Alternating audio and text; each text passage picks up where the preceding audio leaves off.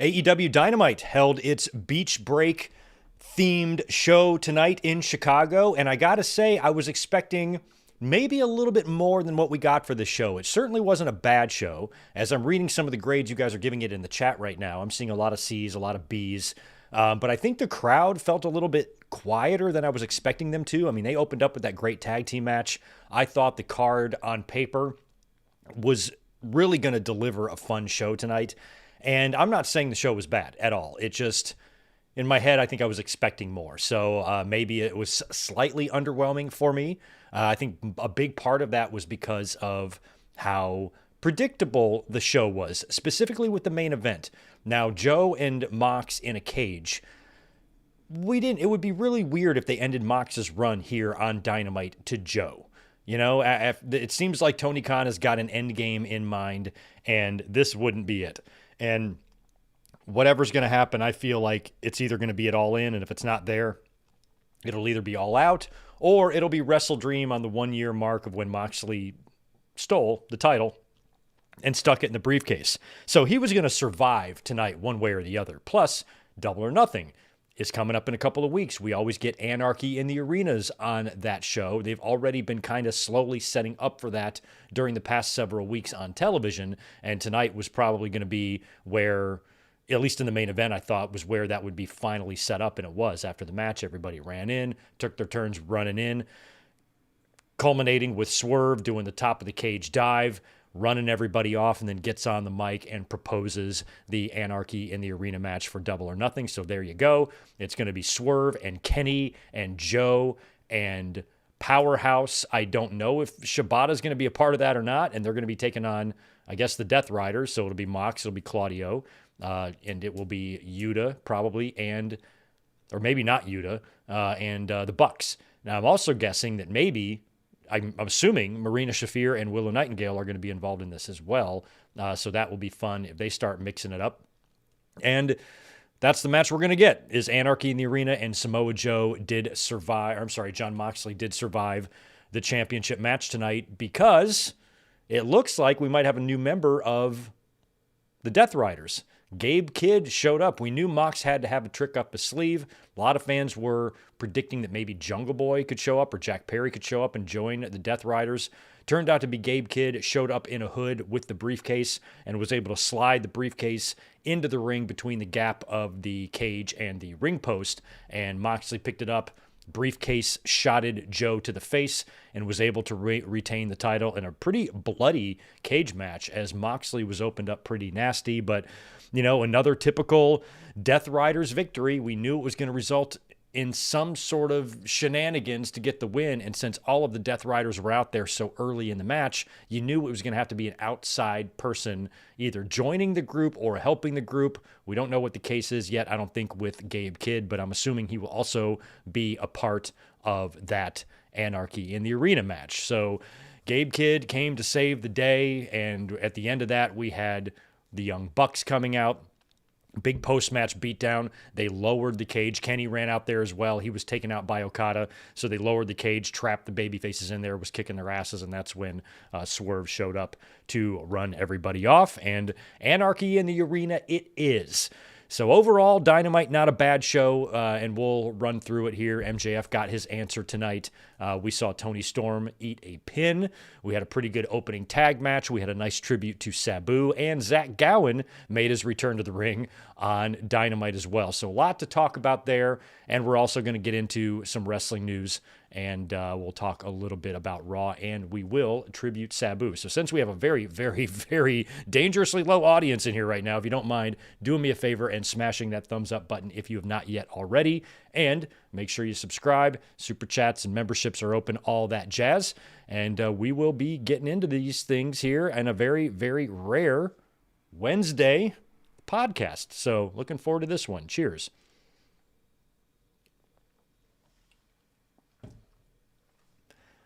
Before we get into that, let me just read out a couple of these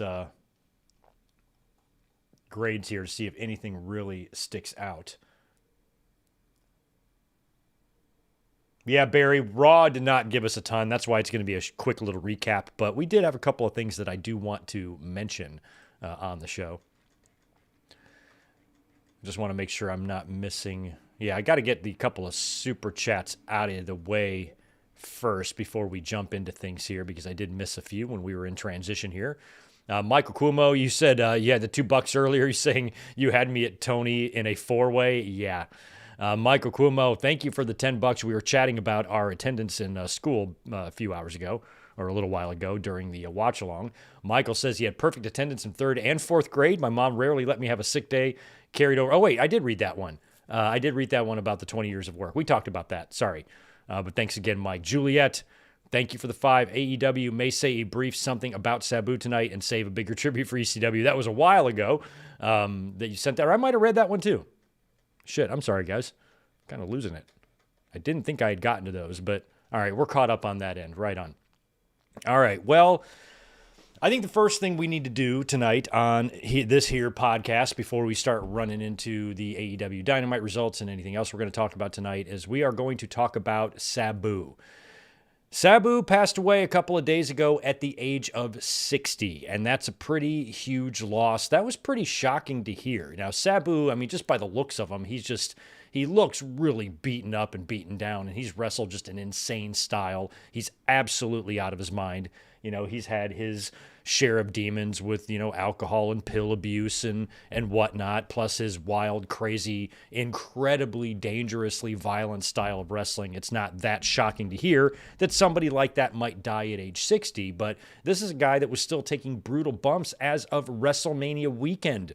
At that GCW show, his last match turned out to be against Joey Janela, and he had that one, it was a no ropes barbed wire match, and he flew out of the ring and landed all awkwardly on the cement, but was fine. He was back at WrestleCon that weekend. He made an appearance last week, so we're going to be talking about the GCW situation and a little bit of that later, but he was active and doing things as recently as a week ago, and I think his last final documented public appearance was something that he did at the 2300 Arena, which is almost fitting. But we didn't, I think there are some rumors out there right now, but I have not seen any confirmation at all from anybody that I would consider credible about a cause of death on Sabu. So we don't know if it was a heart attack or natural causes, or we don't know what it was. But either way, he's passed away at age 60. And when you think about the track record this dude has had, I mean, we're talking about WWE, WCW, ECW, TNA, USWA, New Japan, All Japan, CMLL, AAA, and a couple of years ago, right, he made an appearance, I think it was at Double or Nothing, right? He came in for something. He didn't wrestle a match, but he made an appearance in AEW. So he has really touched every corner of the damn globe when it comes to wrestling. Interestingly enough, he did have 3 tryout matches in WWE. He had one against Owen Hart, and he had 2 other matches against Scott Taylor. WWE, ironically, posted one of those matches against Scott Taylor on their Vault channel today. So if you haven't seen that, please check that out. But my memories of Sabu are mostly from what he did in ECW, obviously, and when I first started becoming, you know, more of a smart fan, having my eyeballs go beyond WWE and beyond WCW. And ECW didn't air for me where I lived down south in North Carolina, but I knew it aired on television in New York. And when I was doing my tape trading stuff, I was searching out a lot of ECW TV and a lot of ECW footage and every bit of ECW content I could find through that avenue of tape trading. And I wasn't able to get much, but I was able to get a little. And I had some of those Sabu matches. And when he was tagging with the Tasmaniac, Taz, back in those early days. And I remember like thinking that Cactus Jack, you know, how crazy Cactus Jack was and how almost more insane Sabu was, because Sabu takes that same level of I don't give a shit about my body, but adds acrobatics to it. And not that Mick Foley was shy about jumping off shit, but Mick Foley wasn't really your springboard moonsault type of guy. So you got Sabu with the level of violence that Mick Foley would put his body through, and now you're adding a flashy style. Imagine it's like melding Shawn Michaels and Cactus Jack together. It's like if their Mind Games match was just one guy. That would be Sabu. And he was just interesting. There was nobody like him, doing the shit that he was doing because it was just so unbelievably reckless looking. It looked like, it didn't look like it was a rehearsed planned spot. And back, his favorite thing to do was that running springboard off the chair, A lot of those he would botch. He would fall backwards or he wouldn't get it right, and then he'd retry it and do it again. He did not give a fuck. He did not care that it didn't look good the first couple of times. He just wanted to get the move out. And if he had to redo it, like if he lost his balance, he cared a hell of a lot less than the fans did. They might yell, "You fucked up," but he couldn't give two shits, man. He's just going to go try it again. And he'd fly off there. It doesn't matter if he lands awkward or what he does to his body, as long as he just gets the spot off. And I think, this is a very, very long career. I mean, he debuted in 1985. At least he started.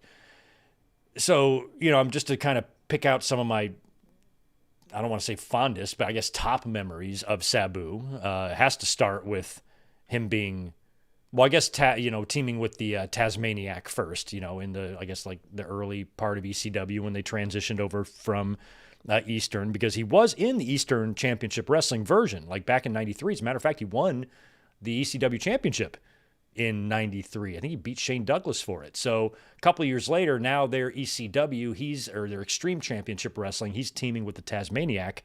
And then he no-showed. He no-showed an event when he took a booking for New Japan and got publicly fired by Paul Heyman right on television in like April of 95.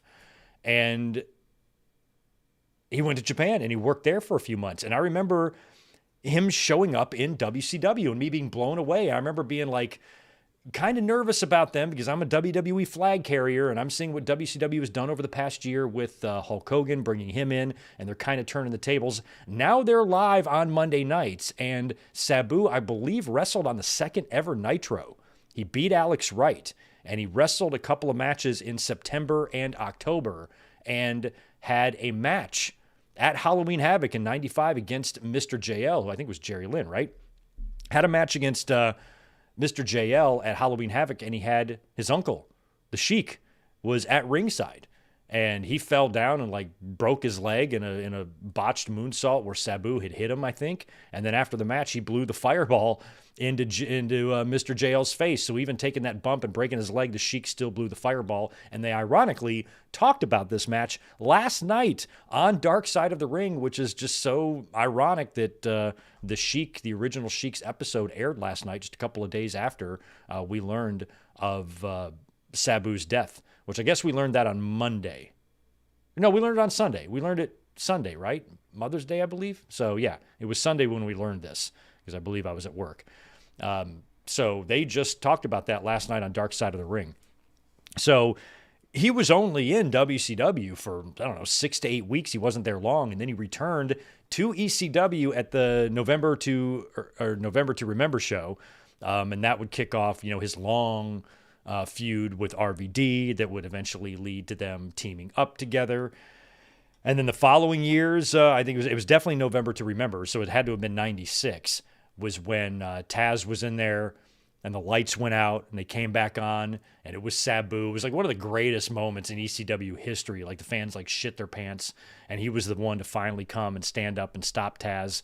And from November all the way up until April of 97, they built that Barely Legal match, and it was Sabu and Taz at Barely Legal, and Taz did beat him, I believe, at Barely Legal, if I remember correctly. But that night that he confronted Taz at November to Remember, that was the night before the Survivor Series. So Too Cold Scorpio wrestled a match that night at November to Remember 96, and then the next night debuted in Madison Square Garden as Flash Funk for WWE. So that was a wild show, and I watched Barely Legal.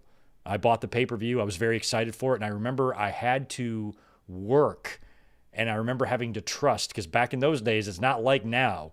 Even before streaming, pay-per-view was a lot easier in modern times to order, and, with the DVR and things like that, it's all digital. But back in those days, I had to call ahead of time to order the pay-per-view via phone, like speak to somebody. They have to manually input it. So I have to trust that. Then I'm not home. So I have to leave my TV on and then program my VCR to, or maybe you didn't have to leave your TV on back in those days, but I think I left mine on the channel.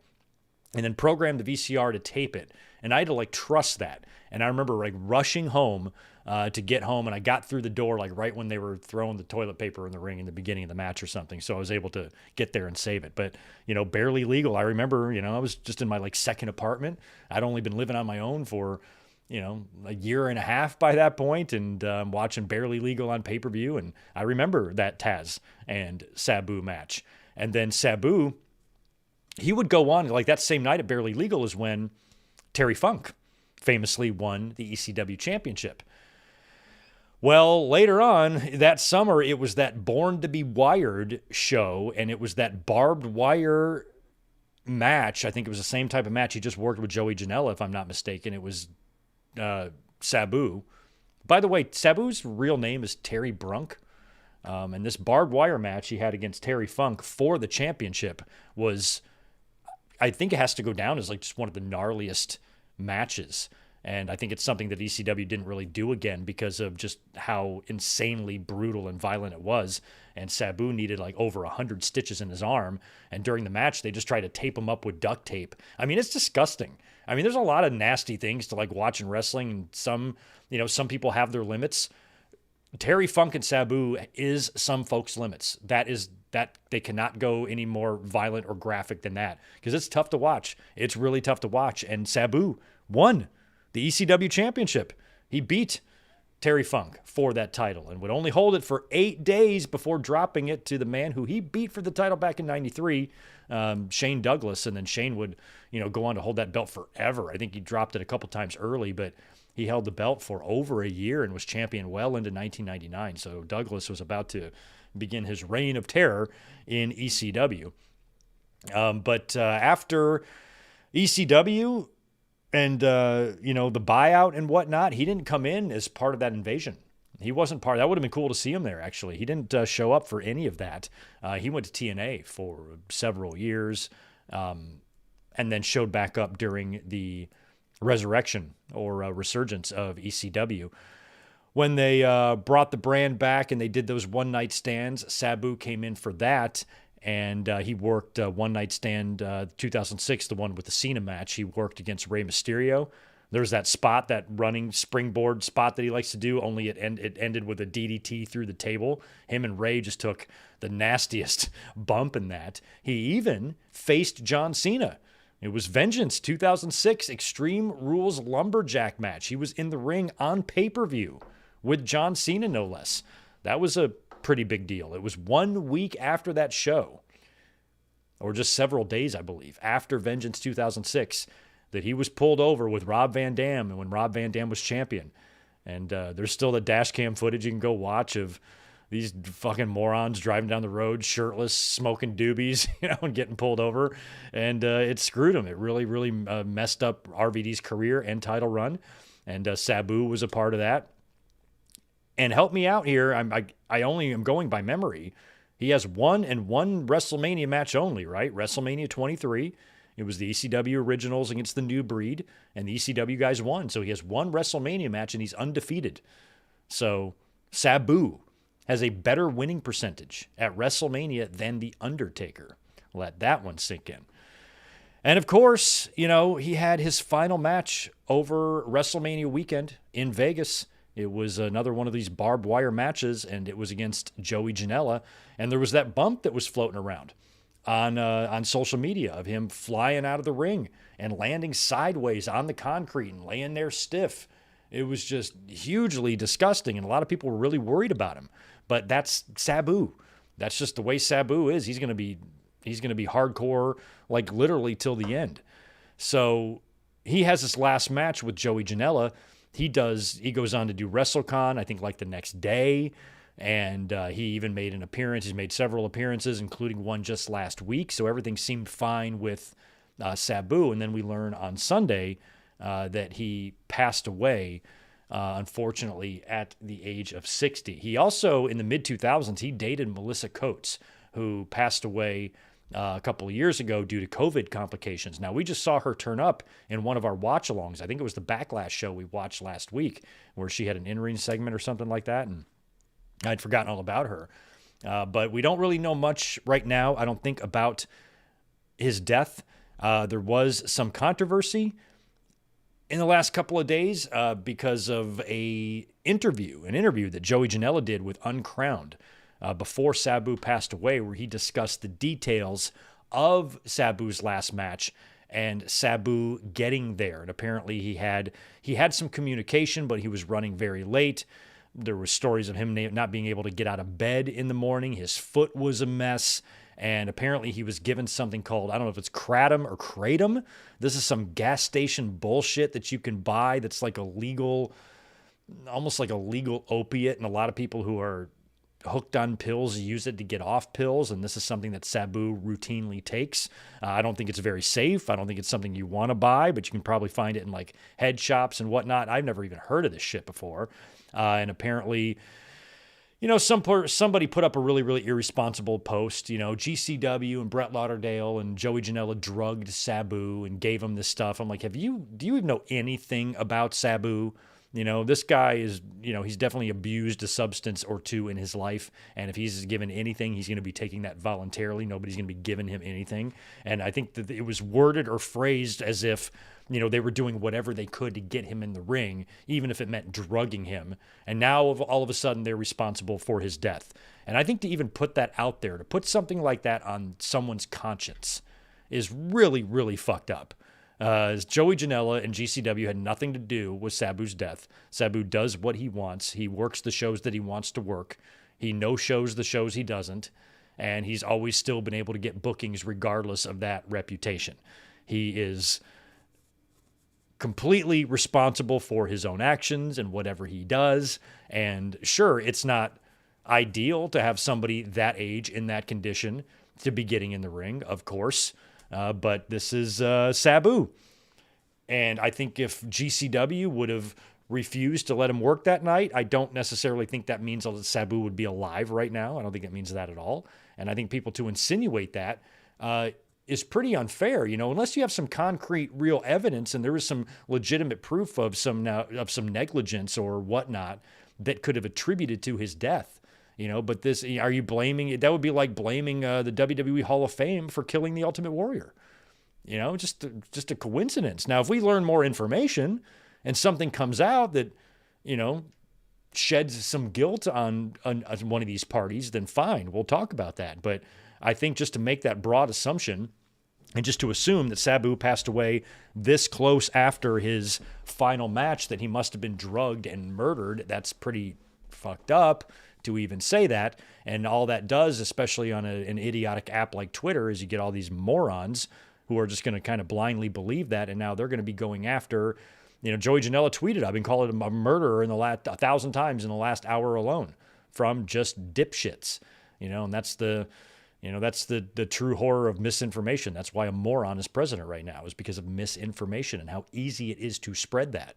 And I think that if we learn something that shows more than what we know, then absolutely. But I mean, you got to know this stuff before you just start flinging accusations around there, especially when you're talking about somebody passing away, you know, and what that can do to, you know, anybody, you know, mentally. Kind of a weird example, but years ago, baseball player Josh Hamilton played for Texas Rangers and a lot of other teams. Great power hitter, home run hitter guy, played in the outfield and had some problems with like substance abuse and went to rehab a few times and cleaned himself up and was really, really in a bad way there, and finally got himself sober, and he was back into the league and he was performing at a high level. And he's in the outfield one day for the Rangers, and I don't know if he caught a fly ball to end the inning. I think that's what it was. I think he caught a fly ball to end the inning, and there's a fan in the stands. Throw it to me. And he threw it to him, but he just kind of undershot it, and the fan reached over to catch the ball and tumbled over and died. And I always thought about, and there was that fan in Pittsburgh kind of did the same thing. He lived, but he was just acting like an idiot. This fan was just reaching over the railing. He fell over and he fell to his death right in front of his son, and I always thought about Josh Hamilton. I'm like, if I'm him, he's already, struggled to stay sober. If there's anything to bring you back to that, having that someone's death on your conscience, and everybody was like, of course it's not his fault, but think about it in his head. He might not think that way. If he just would have added one more little extra oomph to that very light toss, it would have cleared the gap and the fan just would have caught it. But he just undershot it. The fan leaned over. And like, if I'm Josh Hamilton, I wouldn't be able to stop thinking about it. I'd think about that till the day I died. Am I responsible for this guy's death?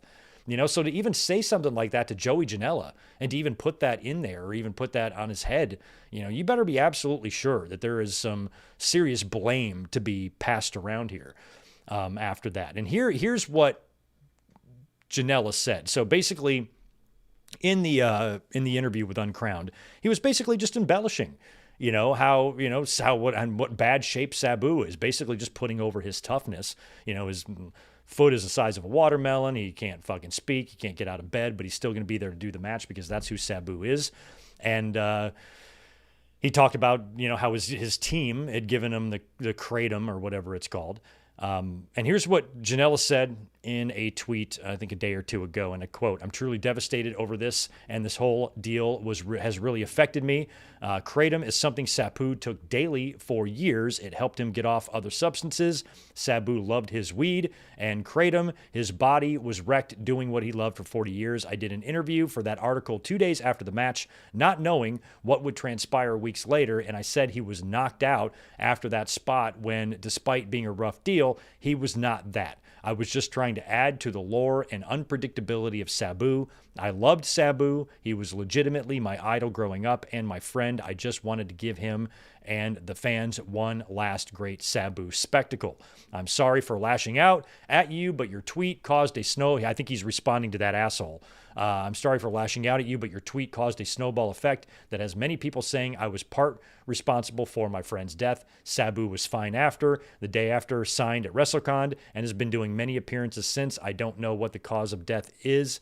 All I can say is I wouldn't change a thing, and I'm happy he went out on top." So, he's basically saying, like, Sabu just showed up like Sabu always does, wrestled a match, took a disgusting bump, and left, and has been doing appearances ever since. It's not right to put that out there. Here's what Fightful Select had to say about the situation yesterday, and I quote, "It was confirmed to us that Janela did the interview shortly after the match itself, and Janela claimed he embellished some elements of the match to add to the lore of Sabu. We're told that GCW was frustrated, embarrassed, and humiliated by the interview itself. Brett Lauderdale did speak to Janela about the interview and situation, but we're not sure what came of it. There is no indication that the GCW match or anything related to that story had a connection with Sabu's passing, as Sabu worked WrestleCon shortly after the match." And like I said, he was featured pretty heavily last night in the Sheik's Dark Side of the Ring episode. And even at Sabu's age, when I'm listening to him and listening to him talk, he still seems clear-headed. Obviously, I don't think his body is probably in the greatest of health, considering the substances he's abused in his life. But in terms of his coherency and whatnot, he seemed to, he was telling some pretty interesting stories, in that documentary last night. It was a pretty fascinating episode on the Sheik. However, it feels like a lot of these Dark Side of the Rings are getting less and less dark. Sheik was a legend. He made a ton of money. He was absolutely adored by his family. He didn't have a lot of demons. He had some typical life and career hiccups. He had a very, very, very violent style of wrestling that definitely injured him several times throughout his life and damn near took his life a couple of times as well. But in terms of who he was, I didn't really think of it as that dark, especially next week. Next week is Daphne. Talk about dark. I remember my old apartment just sitting there watching her die in real time. Watching that video posted 2 minutes. After she posted it, I saw it.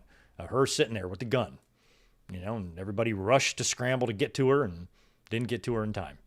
And that's what we're going to watch next week. That's going to be fun, right? But when you watch the Sheik's, episode, I'm like, the dude was a legend. The dude was an absolute legend. I mean, that episode put him over. I didn't see, there's been a lot of those episodes lately with Dark Side of the Ring that, some of them are truly dark, like Daphne is going to be, like Billy Jack was, and even like Superstar Billy Graham was. But then some of them, like Bam Bam Bigelow, and the Sheik, aside from a few just trials and tribulations that everybody goes through, they live relatively good lives. I mean, so many wrestlers have had far worse, lives, especially when it comes to the alcohol abuse and the substance abuse and the run-ins with the law and whatnot. A lot of wrestlers, don't have that, and they're getting Dark Side of the Ring episodes. So it was still a really good episode, though I did thoroughly enjoy the Sheiks from last night. So anyway, rest in peace to Sabu, a true pioneer, an absolute icon in the business. And, the wrestling's hardcore heart, is in a lot of pain this week. He was a big part of that. Hardcore origin, I guess, of modern, 90s wrestling. You had guys doing stuff. You had guys doing crazy stuff in the 40s. And of course, the Sheik was, violent as all hell. But in terms of mainstream violence, that type of violence making its way into a more mainstream wrestling product, you got to put Sabu on that early list. I remember they did that ECW invasion in like February of '97, and Sabu jumped off the letters, jumped off the R in the Manhattan Center. Crazy. A lot of memories of Sabu, endless memories of Sabu. This is one of those guys that if you ever decide you want to just go down a YouTube rabbit hole or something, you keep yourself occupied for hours, trust me. Sabu was a legend. Rest in peace to Sabu. All right, let's move on. Let's move on to some more wrestling news before we touch on Dynamite. We might have some information on John Cena's final match. It's been rumored that a couple of things have been rumored. The first one is that his final match is rumored to be in December on December 18th. Or I'm sorry, December 13th. I stand corrected. December 13th on an episode of Saturday Night's Main Event. This is yet to be confirmed. This is just what has been rumored so far, that is what is planned. Now, I had been pitching a December-themed pay-per-view for John Cena. I think him retiring on national television is kind of cool. If they just do this on Saturday Night's Main Event on NBC, sure. That's kind of surprising to me, but yeah, they could totally do that. So I'm not necessarily against this idea, especially if it's going to be against Cody. And it's going to be Cena and Cody for the championship, perhaps, unless Cena drops it at SummerSlam and then spends the rest of the year doing the redemption arc. We don't know yet. But it sounds like December 13th will be the date. So there you go. Also, according to PW Insider, that rumored tag team match that we've heard about with John Cena teaming up with Travis Scott is rumored to be pitched for Money in the Bank. That makes a lot of sense because that's probably why they're running the big CM Punk, Sammy Rollins, and Breakker tag on Saturday Night's Main Event, because otherwise they might have that planned for Money in the Bank. But it's going to be likely that tag, if Travis Scott is going to get in the ring and wrestle the match, Money in the Bank looks to be the location. And that would keep Cena from having to defend the title and extend his run without him having to get any more of these cheap wins. So that sounds like what they're going to be doing. We also have some more news regarding upcoming shows. As we know, Night of Champions is coming up later on in June in Saudi Arabia. WWE ran a little teaser for that. And lo and behold, who was the last image we saw in that little video package? A winking CM Punk. Now, does the wink mean he's not going to be there? They're showing him and he's winking at you to say, I'm not going to be there. Or has that all changed? And CM Punk appears to be now advertised for Night of Champions in Saudi Arabia. And that blood money comment, we always thought that could maybe come back to bite him. And now it really could. I mean, this is the Saudi government, they chop up journalists who write bad about them. There was that whole Jamal Khashoggi thing from years ago that, the first 2 or 3 Crown Jewels, we did them as charity streams because we're like, I can't even in good conscience watch this shit. And it still bugs me, but what can you fucking do? We're a fan. We can't stop anything. So, that if I'm on record saying something like that, telling The Miz to suck a blood money covered dick, and now I'm going to that country where they are going to roll out the red carpet for me and treat me well. And I've talked some mad shit. And this is a very vicious government. They're not above chopping a dude up. They'll chop you up, just like Goodfellas. Remember, let's chop them up. Yeah, let's chop them up. They'll chop you up. So if I'm CM Punk, I don't want to get chopped up. And I'm curious if he's got like a locked and loaded response for when finally somebody publicly asks him about those comments. I don't know what he's going to say to even spin that. Obviously when he re-signed with WWE, he saw he was going to be an issue. Is he going to refuse to not do those? I think the talent is technically allowed to refuse them, but they're kind of strongly urged to do it. And Punk is maybe like, well, I work here now. This is what I do. A lot of people were all up in arms about Will Ospreay simply just standing up for his brand. All he said was, I think we're better than WWE. And people are like losing their minds. Like, that's a crazy thing to say. Man, he's going out of control. Somebody told me he was out of control. His WWE comments are out of control. Out of control? Who in WWE is Will Ospreay telling to suck a blood money covered dick? What the hell are you talking about? That's not out of control.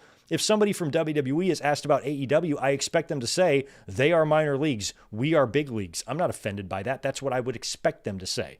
And if somebody from AEW is interviewed and they're asked, it's not like Will Ospreay, these were unsolicited comments.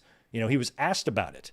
And so he focuses on the strengths of his company. I think we're better because of this and this and this. And the fans, they just can't handle it. They just can't handle like something incredibly normal. Back in the day in WCW or WWE, if somebody was interviewed in a kayfabe interview by PWI or something, it all says the same shit. What do you think about your competition? We are better. Like how is any of this new? How is any of this shocking or frustrating to any fan at all? It is so unbelievably, incredibly typical to say that. Of course you're going to back up your brand. He's not even insulting them. I just don't like the show. I don't personally like it. I think we have better wrestlers here. Yeah, I'd expect WWE to say the same shit about you guys if one of their guys is interviewed. And I've seen that before. I've seen them say that. Javon Evans tweeting out. Javon Evans, who wrestles in front of 300 people, throwing shade at Ricochet for wrestling in front of 2,000 people. That's dumb as all hell. So when I think of like dumb comments, Will Ospreay's are so incredibly typical. They're so incredibly typical. I've heard these same comments from wrestlers for over 30 years. The same thing, the same type of things that has been said. You interview a guy from ECW in the 90s, and he's going to tell you all about why ECW is better than the other two. You interview for somebody from WWE, they're going to tell you why they're better than the other two. And same goes for WCW. To be shocked by this is to tell me you began watching wrestling 6.5 years ago. There should be no shock in any of Will Ospreay's comments. Now earlier, Max, our friend Max, said in a super chat, I disagree with Will Ospreay's comments. There you go. That's what the fans have every right to do. You can disagree with him all you want, but to be all mad like he's gone, like he's stepped over some line. You fucking snowflakes. Are you kidding me? Stepped over a line, out of control. You don't know what out of control is. My God. Jesus Christ, the shit that Shawn Michaels and so many other wrestlers have said about each other throughout the years. The true bridge burning, dicks covered in blood money. All of these things that have been said. Will Ospreay is goddamn Mr. Rogers compared to that shit. So to be offended by what Will Ospreay said is to be a little agitated tribal bitch. You can disagree with him. You can say, I don't agree with you, Will Ospreay. I feel the opposite. That's fine. But to be enraged over what he said, go outside and stay there for like a year and breathe all the fresh air you can. And then revisit pro wrestling with a fresh perspective. That's my opinion or my advice. Also, more WWE show news coming up. WWE Evolution There's been rumors about WWE bringing back the all-women's pay-per-view, of course. We've heard about that. And it is rumored to be held on, get this, All In weekend. Now, All In is going to be on Saturday. It's going to be an afternoon show on July 12th. Later on that night, WWE has already booked the Saturday night's main event. So there's going to be a double shot of wrestling on the 12th, All In first, followed by Saturday night's main event. And now they're talking about putting Evolution on Sunday. Because of course they are. This is what WWE does. This is so fucking stupid. There's probably a two-pronged effect here to this strategy. Number one, to, even though All In is happening first, somebody was trying to argue with me that yesterday. Well, All In is first. I'm like, none of this shit matters. It doesn't matter what's first. You're piling up a bunch of shit on one weekend. You know damn well, 100% damn well, WWE is doing this with the hopes that it affects the viewership of All In.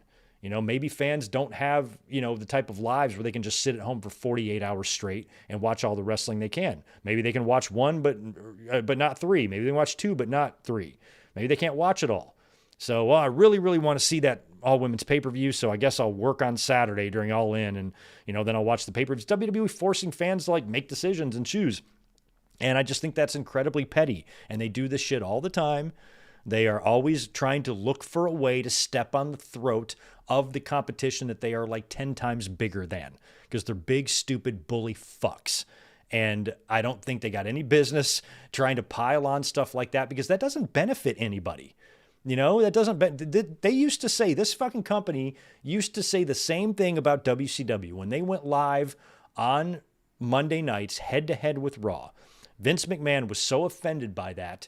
And what he said was now you're dividing the audience. You're forcing them to choose. When really he didn't give a shit about the audience. He wanted to have all the audience for himself. But that is true, especially in those days when you don't have YouTube, you don't have the internet, you don't have DVR. You really legitimately are choosing fans to choose to watch one or the other. And WWE really, really hated that strategy.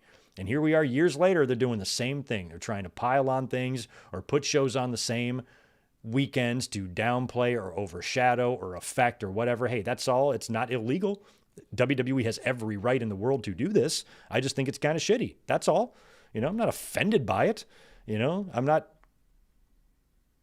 offended by it at all. I just think it's shitty. And are they potentially putting Evolution on that weekend? That way, if it's, maybe underwhelming or doesn't maybe do the numbers they want or is viewed as a failure, they can use All In as a blame for that. And now they got a reason to never do the show again.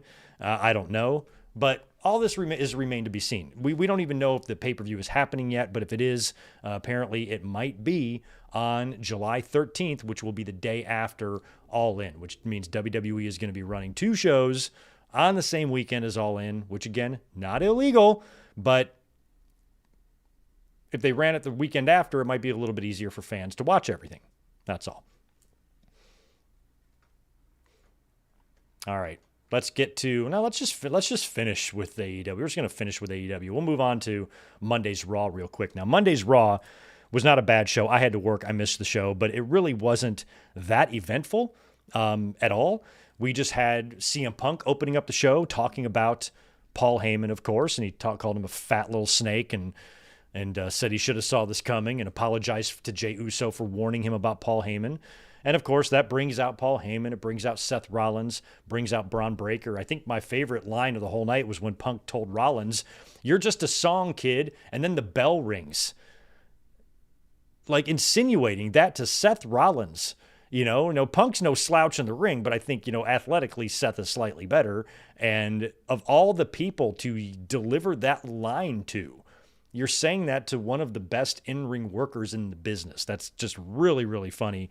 And I think you should have saved that insult for somebody else, for Joe Hendry or something like that, but not Seth Rollins. So, of course, there's a big brawl, right?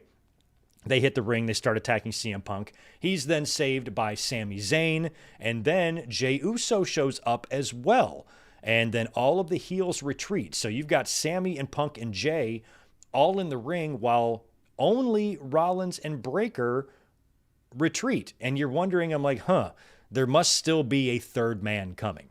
And it was funny. I was walking, I parked down near the beach at work and then just kind of make a short walk down an alleyway just to get to my job. And so I'm watching the phone, watching Raw on mute, and I'm watching this whole brawl as I'm walking. And I'm like, oh, okay. Sammy and Punk and Breakker and Rollins, that's going to be the Saturday Night's Main Event tag. And I tweeted that. And then about a half an hour later, they officially announced the match. So to see Jey Uso in there too, I really like that because Jey Uso, the champion, he's connected to this situation. He's also got the feud with Logan Paul, and he's got a title match coming up with Gunther. So, your world champion is involved in a lot of stuff. I think that's good. And now that we've got the match official later on in the night, like I said, they would make the tag match official for Saturday night's main event. And a lot of fans are wondering if we're going to see Sami Zayn potentially turn on CM Punk. Because Punk did make that comment that Sami is not on his level. And they had a little segment backstage where Punk said he feels like he can't trust anybody. And if you are going to have Rollins and Breakker get a third man, maybe Sammy has reconsidered after his beatdown from a couple of weeks ago. Maybe he's reconsidered. He turns on Punk and joins. Or maybe Punk and Rollins have another third man in mind. Maybe we won't even know this until Raw. Maybe we don't get this answer on Saturday night's main event.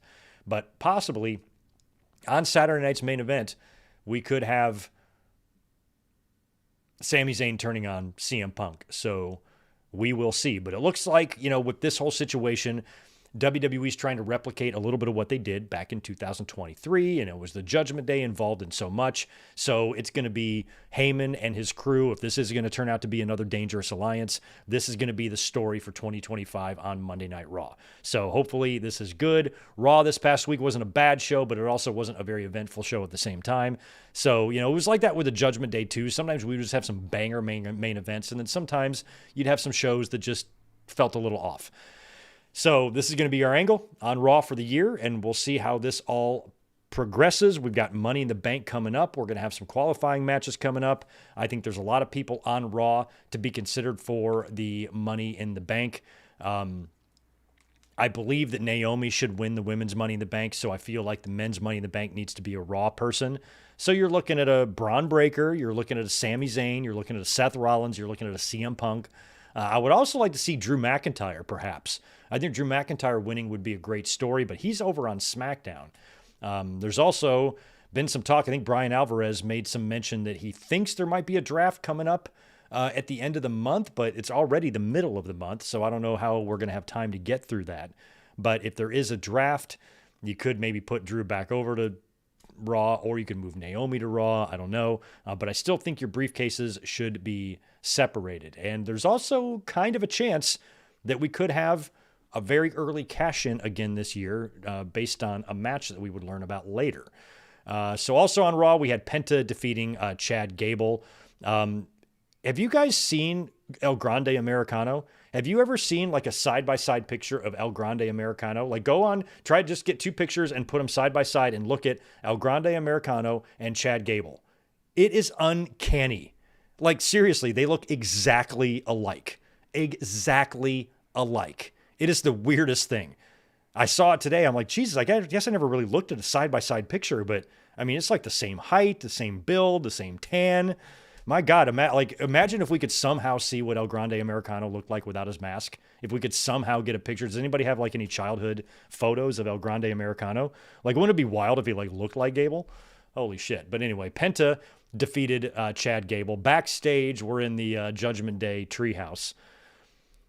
And Dominic is on the phone. Dominic, hear me out. Dominic to headline the 2026 Hall of Fame.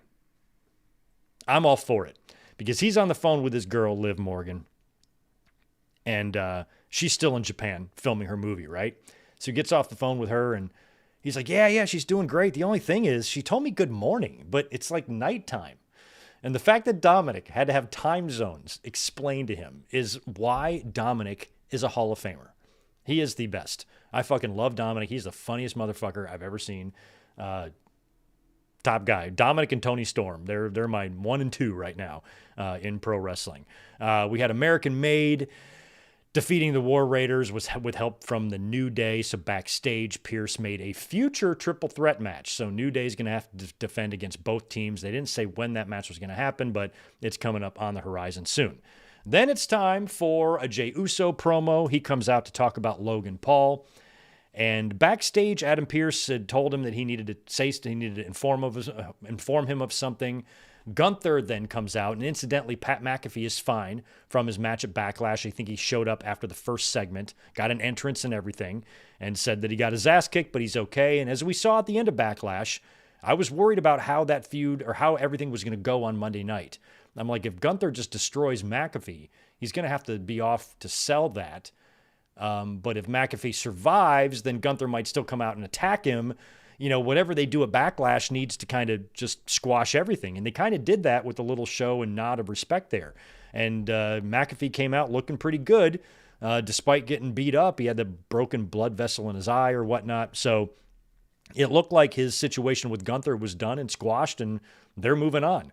And then Gunther comes out to interrupt Jey Uso, and he tells Jey, or he informs the crowd of what Pierce told Jey earlier, and that is that he is going to be facing the winner of the Jey Uso and Logan Paul match that's coming up on Saturday night's main event. He's going to face the winner of that match on the June 9th Monday Night Raw, and that June 9th date sticks out to me because I'm pretty sure that's the date. Such a weird wrestling mind I have. I don't remember what the finish was on like 2 Dynamite matches tonight, but I remember that June 9th was the fight backstage between Bret Hart and Shawn Michaels in 97 in Hartford. Pretty sure June 9th is the date on that.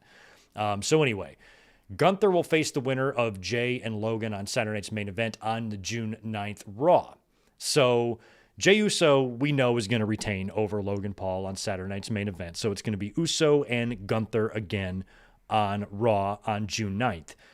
This is going to be 2 days after Money in the Bank. So you could have a cash in. You could have Drew McIntyre win the Money in the Bank and just cash right in there on Monday Night Raw 2 nights later. Or maybe this is where we see Goldberg, because Gunther is not going to win back the title. I don't really want to see that. I like Gunther as the world champion, but I want to see that belt passed around to some other guys. So Jey Uso is going to have to survive Gunther in some way. We know Goldberg has a match this year. His retirement match is going to take place this year. You got a big 2-night SummerSlam on the horizon. So maybe this is where you set that up. Goldberg could maybe be there, be in the audience or whatever, and get involved in the match or do something to cost Gunther the world heavyweight title. One way or the other, Jey Uso has to retain. So it is also possible that, maybe they do Gunther and Goldberg at Night of Champions, even though neither guy is a champion. Maybe they do it there, but Goldberg's retirement match in Saudi Arabia would be weird. I feel like just doing it at SummerSlam might be a little bit better, unless they want to put it somewhere else. If they want to put it on that Saturday night's main event that's coming up in July, in July, the same day as Double or Nothing, or not Double or Nothing, All In. I mean, think about that. Think about WWE promoting Bill Goldberg's retirement match on the same day as an AEW pay-per-view. So it could be SummerSlam, could be Saturday night's main event. We might not even see Goldberg at all. But I feel like if Gunther is going to retain, then something's going to have to happen in that match. Jey did beat him and choke him out clean at WrestleMania, but I don't know if he's going to necessarily do that to him again. So we could see Goldberg. We could see a cash-in. Who knows? We will see. AJ Styles also got a victory over Finn Balor. I guess only like the 3rd or 4th time they've ever wrestled, which is wild. Penta showed up to even the odds there against the Judgment Day to help AJ win. And everybody's been talking about this Becky Lynch promo. I thought it was good. I'm not really sure where it's leading because, she was talking about the fans, a lot of that stuff. Talked about Lyra. Lyra was not on the show, so, she might have been legitimately popped in the nose on Backlash. We're not sure. And Becky did have a good promo. I think maybe I didn't find it as good as everybody else. I mean, it was a good promo. Don't get me wrong. It was not a bad promo. It was a tremendous promo. But I wasn't able to see it live. So when I'm watching the reaction to the promo on social media on Monday night, oh my God, Becky with the pipe bomb. This is why she's the best and blah, blah, blah. While that same day, there was a quote of hers being passed around social media where she said that she would beat MJF in a promo battle. And I'm like, you would not. You absolutely would not. What are you going to say? I'm the man and I main evented WrestleMania, and you're going to take those big, deep, extreme breaths in between sentences? So I was like, no, you're not going to beat him in a promo battle. And then she turns around and has a great promo on Raw. So Becky's great. I'm a very, very big Becky fan. I always have been. But I don't think that I felt that this promo was a generational promo that we're going to remember 10 years from now. Not even close. Good promo, yes. Great promo, yes. But not a pipe bomb, by any means, at least in my opinion. But you got Becky stans out there. So, of course, to the Becky stans, it's the greatest promo they have ever heard in their lives. But to other people, it was just a good promo. So I think she's probably going to wind up getting a rematch based on how that finish went at Backlash. So she's probably not done with Lyra. They might book that for Saturday night's main event, or they might book it for Money in the Bank again. We don't know. But I feel like there's still a chance Becky is going to get that IC title based on how that finish went. So good promo by the man on Monday. And we had a women's main event tag. Julia's first match on Raw is a main event. That's pretty cool. She teamed up with Roxanne to lose to Io Sky and Rhea Ripley. Ripley hit a riptide on Julia for the win and then kind of had a little funny moment there with Io Sky. So looks like their issue is still not over, and Rhea is probably going to be in line for another title shot. And now you've got the children, because it's just children. You got children online really, really spreading this narrative now because they have very, very simple, immature minds that haven't experienced much wrestling or wrestling history yet. So in their minds, they think that Rhea Ripley is getting Hulk Hogan levels of politicking and she's winning too much. Therefore, it's all her fault. She's the one doing it. She's refusing to lose. And she's just becoming Rhea Hogan backstage. Children, shut up. Shut the fuck up. Shut up, you stupid children. That shit was passed around so many different accounts. It's always an account with a different women's wrestler as their profile pic that's so mad about Ripley winning too much. Yeah, we know you're mad because you're a stan for her. I'm starting to realize that the older I get, the younger everybody else is, and there's a bunch of 17-year-olds, which means they were born in 2008, and they're wild. They're wild, man. Anyway, I thought that was cool to do that match in the main event, and Julia getting a main event in her first Raw official match is pretty cool. So we did all that talking. We talked about Sabu, we talked about the wrestling news, and we went through Raw before we even touched on Dynamite. Now, when we opened up the podcast here, I did run through the main event of Dynamite and what we saw there, but we will talk about the rest of it. And then I'm going to get out of here for the night. Fun watch-along podcast combo for the evening. So let's talk about Dynamite. It was in Chicago, Beach Break. These are usually pretty good. These themed Dynamites I always really, really look forward to because they feel like, slightly like pay-per-views, because they usually build a lot of these matches and they set them up way in advance. You know what you're going to see. And on paper today, this all looked really good. Now, they opened up with the Will Ospreay and Hangman Page versus Takeshita and Josh Alexander match. And I thought this was a great match to open with because I thought it was going to be very exciting and loaded with action and whatnot. But I felt like the crowd was way less into it than they should have been. And they were a little bit quiet for this one. It was still a really good match. I was expecting Hangman and Ospreay to not be able to get along and Takeshita and Alexander to get the win. Just creating a little bit of heat or dissension in their Double or Nothing match coming up in a couple of weeks. And that basically happened, except all of the dissension stuff happened after the match. But the match itself was pretty good. I absolutely loved the finisher. It was so sick. It was a buckshot lariat, hidden blade combo from Hangman and Ospreay to Josh Alexander that knocked his earmuffs clean off his fucking head. It was unbelievably cool. So that was a great finish.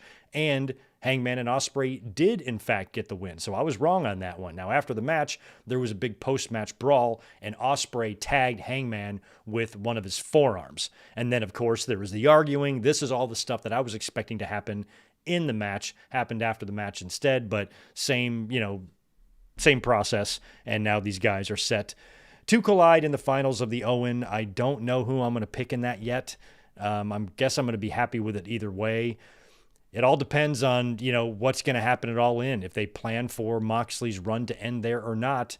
There's been a lot of talk about maybe Kenny and Okada being the main event there. So if Moxley's not the main event at All In, he's not going to drop the title at All In. But I'm still hoping he does. If he does not drop the title at All In, that tells me the plan all along was to wait for Darby, because I think that's what's going to happen.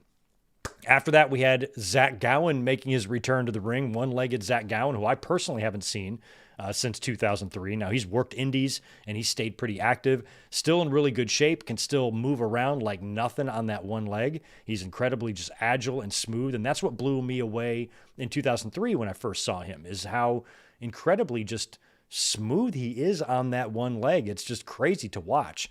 So he is out there doing his thing, getting in Ricochet's head, kind of out wrestling him at first. Ricochet finally, gets a hold of things, puts down Zach Gowen with the spirit gun, I believe, and then even hits his post-match spirit gun and kick to Zach Gowen's head. Gowen had his family right there, his two little kids at ringside. Ricochet was kicking Gowen's ass in front of them.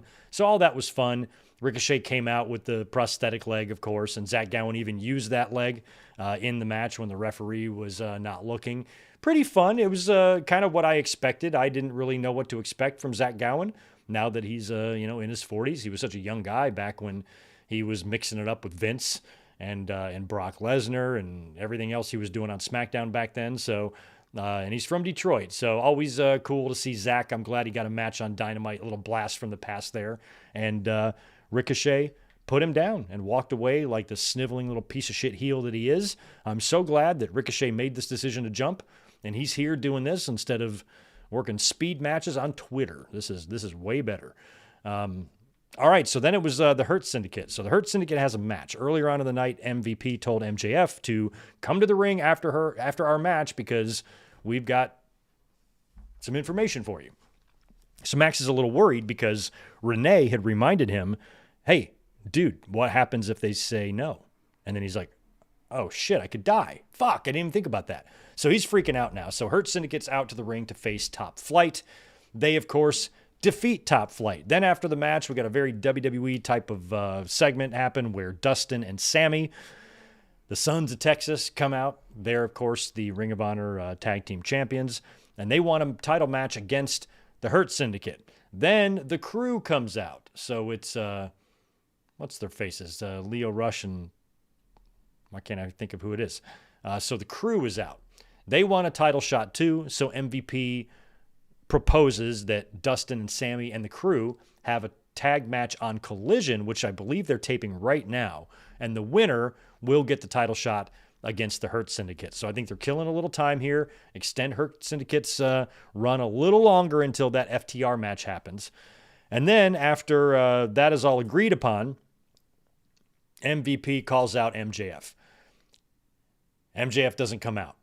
So he sends Benjamin Shelton to run to the back to look for MJF, and he goes up to Gorilla, and you see Tony Khan sitting there just pointing. He's right here. What a fucking little narc. Tony Khan just totally ratting out MJF. He's right here. He's right here. Totally like Dumb and Dumber when Jeff Daniels throws the salt at Seabass and Jim Carrey just points with his head down. That's totally what Tony Khan is doing. MJF's hiding behind Tony Khan. Shelton brings him out to the ring, and now it's time to get the thumbs up or the thumbs down. We get the thumbs up from Shelton. We get the thumbs up from MVP, and now it's Bob's turn. You knew we were going to get the thumbs up here because I felt like it could go either way, but the fact that MJF was cowering so much, that told you that we were going to get the thumbs up. So finally, Lashley, he's back and forth with it a little bit like an arm wrestling match, and then finally gives the thumbs up, and MJF is elated. He leaps into Bobby's arms, and then Bobby throws him down. And MVP then informs Max that next week is going to be the official contract signing to enter him officially into the Hurt Syndicate. Backstage, MVP and MJF are talking, and MJF says he's going to have his lawyer, Mark Sterling, look at it. And MVP is like, what are you talking about? He goes, I'm not going to sign something without my lawyer looking at it. So Mark Sterling's got to look at the contract first. So at first I was thinking that it could go either way. If the plan is, because the way I believe the plan is for MJF to cost Hurt Syndicate the tag team titles against FTR, which then leads to an MJF and Bobby Lashley match. Assuming that's going to happen at at All In. Might not. Maybe it's too soon. Maybe it's going to be All Out or something. But if that's the plan, let's just say hypothetically it is, then it didn't really matter if Lashley was a thumbs up or a thumbs down. Because if he's a thumbs up, MJF can join the Hurt Syndicate, accidentally cost the Hurt Syndicate the tag titles, and then be booted out of the Hurt Syndicate. Or if he gets the thumbs down, he can just be pissed and out for revenge and costs him the tag team titles that way. So it didn't matter to me either way if he got the thumbs up or thumbs down. If the plan is for Hurt Syndicate to drop the tags to FTR, it can kind of go either way. So he got the thumbs up, so yay, he's in the Hurt Syndicate, right? But not so fast. Now there's going to be a contract signing. So is this going to be like that thing when Jon Moxley was going to join the Jericho Club or whatever it was, and then he faked them out? So is it going to be the Hurt Syndicate just toying with MJF this whole time? They're going to make him believe he's in the group, and then next week when it comes time to sign the contract, something's going to happen. So it can still go that way. So I feel like we still didn't get an answer. Even though we got the thumbs up, it's still not official. It's not official until next week. So the Lashley's thumbs up or thumbs down didn't mean anything because nothing is going to be technically official until whatever segment they do next week. So there's still a chance for the Hurt Syndicate to turn on MJF. So next week they could just decide, hey, we've changed our mind. They beat his ass, and then he costs him the match against FTR. But I'm hoping that the contract is official. And since they're actually making a contract story out of this, I hope there is some wild clause in there put in by one of the parties, either MJF or the Hurt Syndicate, that if, like if MJF were to cost Hurt Syndicate the titles, then he's still forced to stay in the group because he signed a contract and now they hate him, So there's a lot of things I guess they could do with that, but I think it's going to probably lead to an MJF and Bob match in the future, hopefully at All In. So MJF finally got his thumbs up. Toni Storm got pinned. She had an eliminator facing Sky Blue and Mina Shirakawa, who was in her first match as a contracted AEW star, and Azumi. Now, Mina Shirakawa got the pin on Toni Storm, and this, I guess, was the best possible outcome here because during the match, I was like, Toni Storm is such a great character. She should be feuding with somebody. I don't like that somebody like Toni Storm, you should be determining her pay-per-view title match opponent in like an eliminator. She should be having an ongoing issue with somebody. So at least with Shirakawa, she has history with her. So that's better than nothing. After the match, Mercedes came out to attack Azumi, and then Jamie Hayter came out to grab a hold of Mercedes, and of course it's going to be Mercedes and Hayter at Double or Nothing in the finals of the Women's Owen. After that, AEW had a really nice tribute to Sabu. They showed some still footage or still images of him and acknowledged his death, and then Taz had a really, really nice little tribute to him, said some really nice things about Sabu, even took his glasses off and was very, very serious. And he said something that was really, really telling. He said something that was very true too. He said, all those kids today, especially on social media, everybody has aura, right? A box of fucking Oreo cookies has aura all of a sudden. But Taz said that Sabu had aura before there was aura, before it was even cool to be saying that. And that is absolutely true.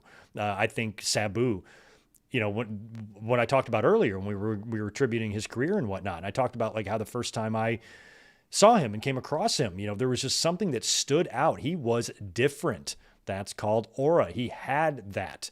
And really nice tribute from Taz and AEW for Sabu. I wasn't following Collision and what the whole situation here was. I missed that segment with FTR and Nigel and Daniel Garcia. But Nigel and Daniel Garcia had an in-ring segment with Tony Schiavone where Garcia was asking Nigel to join him in his battle with FTR. And Nigel kind of declines, but then Stokely comes out, says that FTR is not there, which we knew was bullshit. He talks some smack. FTR attacks from behind. So I believe this is going to lead to Nigel agreeing to help out Garcia in this battle. And it was an okay segment. It was whatever. And then it was time for the main event. We did have about a 15-minute overrun here with Moxley and Samoa Joe inside of the steel cage. We talked about this earlier when we opened up the podcast, that we knew going into this that Moxley was probably going to retain. He had to retain. And they were also going to be setting up Anarchy in the Arena at Double or Nothing. And that's pretty much what happened. The big question was, how is Jon Moxley going to survive Samoa Joe? I don't think he's going to beat him clean right there in the middle. I just don't. So something's going to happen. We saw all of the Death Riders out there pretty early. Also, Willow Nightingale and Powerhouse Hobbs were out there as well on the outside of the cage. So there was no Death Riders members to come up through the ring. Some people had speculated we might see Jack Perry tonight. But instead, after the two men have a pretty brutal battle and Moxley has opened up pretty bad, we see a hooded figure show up. And right away, you could see his face. It's Gabe Kidd. Gabe Kidd from New Japan shows up, grabs that briefcase, slides it in between the gap of the ring post and the cage there. Moxley grabs it, nails Joe, pins Joe, retains the championship, and then it gets nuts. We have the Bucks coming out. We have Kenny Omega coming out. Kazuchika Okada is out there. Big brawl. They start lowering the cage to beat up the baby faces. And the very last guy to come out is Swerve Strickland. Dives into the cage, starts kicking everybody's ass. The heels retreat. Swerve gets on the mic and proposes Anarchy in the Arena for Double or Nothing. So I guess it'll be Moxley and Gabe Kidd. And I guess the Bucks taking on the baby faces. It'll be Kenny. It'll be Hobbs. It'll be Joe. I don't know if they're going to bring in Shibata for this or not. I don't know what's going on, but there's going to be a big, and I'm hoping the women will be involved too. I'm hoping we get Willow Nightingale and Marina Shafir. I'm sure we're going to get Claudio. Maybe Wheeler Yuta sits this one out. I don't know if it's going to be even. 5-on-5, 4-on-4. I don't know how it works, but Anarchy in the Arena is upon us now for Double or Nothing. So right on. That's kind of your Dynamite in a nutshell there. It was fun watching it with y'all. Let me go back to the chat here. I got to get these super chats answered and see if you guys want to talk about anything else.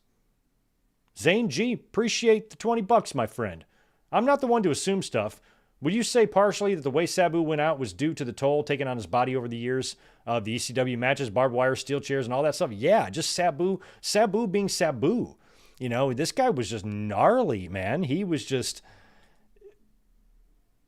like I said, on the dark side of the ring, he was featured a lot. You know, he had his wits about him, you know. But he, just the things that he did, you know, I don't know how the body works. You know, I don't know if you just take a lot of bumps that necessarily, you know, this shortens your career, might not necessarily shorten your life. But I just think Sabu's entire existence, you know, he has had, you know, battles with alcohol and pills and whatnot, and he likes weed. And so he's had, you know, just that type of wild lifestyle where a lot of things have been put into his body. You combine that with just the crazy life that he's had, the really insanely violent wrestling style, and just the way he lived. You know, all that might have contributed to, you know, his heart or whatever it is that did him in. But yeah, absolutely. I'm sure that at least played a role. 5 more from Zane. Didn't AEW change the time of Collision to not go head-to-head with the Royal Rumble? Yeah, I think they did.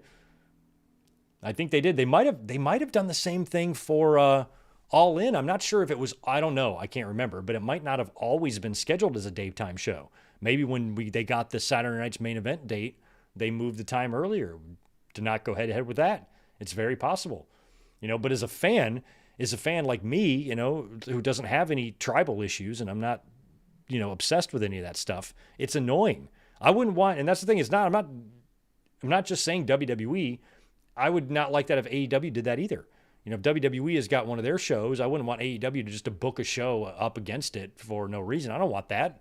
You know, I'd rather enjoy both if I could, if at all possible. Maybe there's sometimes when it's not possible and you got to have 2 shows on the same weekend, whatever, no big deal. But WWE is purposely trying to do this. And like I said, that's competition. They got every right to do that. I was like, I just, as a fan, wish they wouldn't. That's all. Not really a hot take. Oh yeah, I should mention the Miz got the gig as the new host for, or as the host for the new American Gladiators, I guess, reboot that they're going to do. That's kind of interesting. Right on. Good for him. All right. Well, I think that's going to do it for me since we had a pretty low audience tonight. I'm going to go ahead and get out of here so I can resume my Wednesday. If you don't mind, if anybody hasn't hit that thumbs up button as you leave, please do that. We will next be talking to you, I guess, on Saturday for the podcast. Also, Sunday, we're going to be here for the Classic Watch Along. I'm going to take a look at your suggestions, and I will put up a link for that as well. In the next day or two, I'll take a look at them, and maybe there's one that has a Sabu match on it. If not, we will be here for some sort of a fun watch along this coming Sunday. So just stay tuned for that. And I hope you guys enjoy the rest of your Wednesday night. Thank you so much for watching Beach Break with me and hanging out and chatting after the fact, because I feel like I haven't been here in a few days to do this. So appreciate everything, and I will be catching you guys in just a couple of days for more podcast fun. Y'all have a good one. Peace.